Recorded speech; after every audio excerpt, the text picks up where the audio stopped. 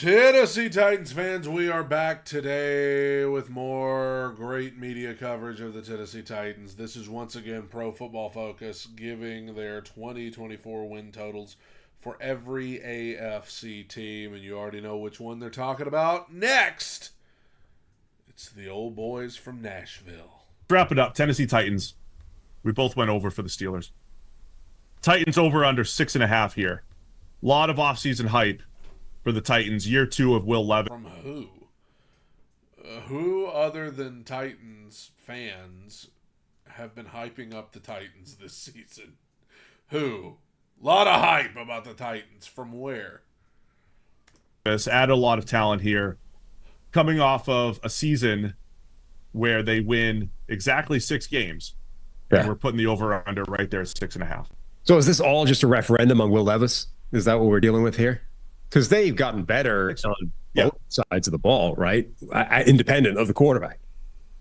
They've gotten better. Now, you could say, if you're a Mike Vrabel believer, you could say, man, they lost what looked like one of the better coaches in the NFL, and he couldn't. What looked like one of the better coaches in the NFL.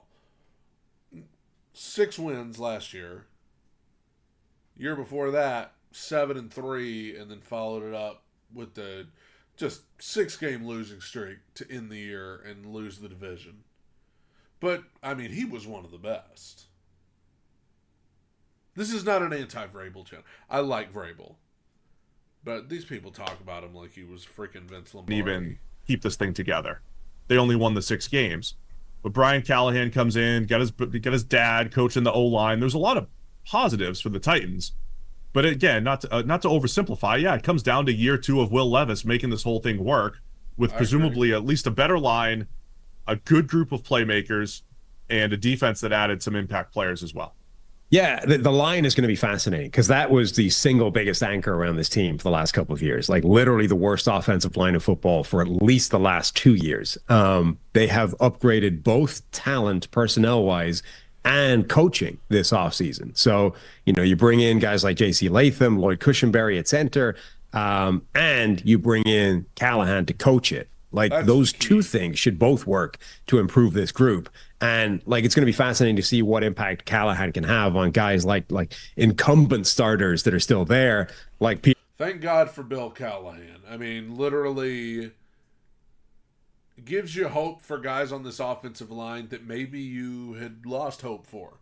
Like, there may be guys on this offensive line that you were like, dude, they just ain't ever going to be it. Well, now with Bill Callahan coming in to coach the O-line, opens up a whole new world. Peter Skoronski, who we had really high hopes for, still there left guard, and somebody like Nicholas Petit-Frere, maybe at right tackle, who, from the outside, you'd probably be ready to write off and move on from. But internally, they might look and say, hey, this guy's going to put him on the right path and fix him. Then you've got the additions of wide receiver, Calvin Ridley coming in. This, I think, should be this is a good team with the question mark of what Will Levis is going to be. Is he going to be just a flash in the pan and a guy that flashes talent, or has he actually got first round ability that was let slide and now you put a team around him? He could be the guy. The Titans also have one of the easiest schedules in the NFL. They're whoa. I wish that were true. I really wish we had one of the easiest schedules in the NFL, but we don't. Have you looked at the schedule? Not exactly a walk in the park. Tied for 9th. So, again, the AFC South, we joked about them being better. But we have the Colts with the 4th easiest schedule. Titans and Jags are tied for the 9th easiest schedule. So they are on that end of easier schedules, especially relative to the rest of the AFC. A lot of those powerhouses where we went over have difficult schedules. Those AFC North teams. I mean, I guess you could say the Titans don't have to play Kansas City. They don't have to play Philadelphia. They don't have to play San Francisco. Don't have to play Baltimore. But, I mean, you still have to play the Dolphins early in the season when it's still hot. So, we know the Dolphins in warm weather are a lot different than the Dolphins in cold weather. The Jets, you got to play them. And Lord knows they could be something, especially week 2 early on in the year. You got to play the Bengals at some point. I expect them to be good. You got to play Detroit at some point. I expect them to be good. Got to play Green Bay. I expect them to be good. Got to play Houston twice. I expect them to be good. Teams. Yeah, the Bills have a very difficult schedule by our numbers. So they are on the easier side. I want to lean over for Tennessee. That probably puts me at 13 overs out of 16 AFC teams. I don't care. I don't care. I'm not here predicting every single game and making it add up, okay? If someone wants to do the research and prove me wrong, I don't care. But it's June. I choose to be optimistic for most teams. So I'll take the over. Appreciate you, Steve. Appreciate you, Steve. You're coming a little hot right now. You get a little hostile right now, Steve. But I appreciate you. We're here for the Titans because I do like a lot of what they've done. I still don't know what to think about Will Levis. I think there's a Jameis-like healthy. There's a Jameis-like discussion to be had here where you're trying to figure out what's the healthy balance of Will Levis's play, keeping the aggressiveness, but cutting back on a few of the mistakes and the crazy and, trying to lower your shoulder like a linebacker, right? The NFL, as I said last year, the NFL is creating rules left and right to protect quarterbacks. And Will Levis is like, I grew up watching fullbacks lowering their head. I'm going to do it. I know. I agree. A lot of people talk about this. The plays last year where Levis went flying through the air and went and lowered his shoulder and did all these things. I understand that. You can't be doing that. You got to preserve your body. I get that, and I agree. I just think it's really a bold assumption to just assume that he's not going to do that already. To just not assume that he's going to figure that out and be smarter about it. Like, we're just acting like this guy has an addiction. Like he's freaking Jeff Hardy or something and he just can't stop being reckless.